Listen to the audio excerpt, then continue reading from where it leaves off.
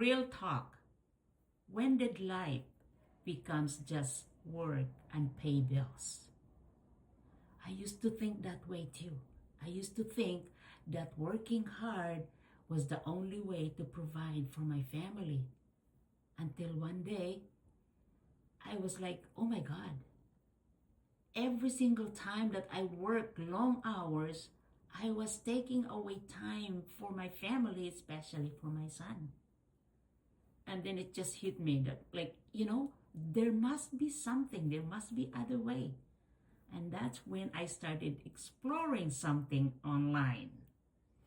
So if you are thinking that way, I can tell you there is another way.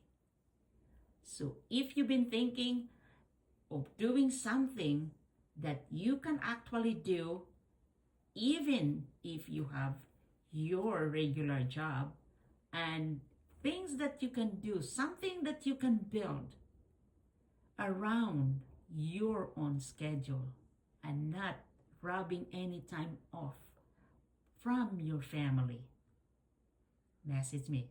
Check this out. There's nothing to lose. This might be the one that you're looking for. So looking forward to chatting with you. I'll see you on the inside.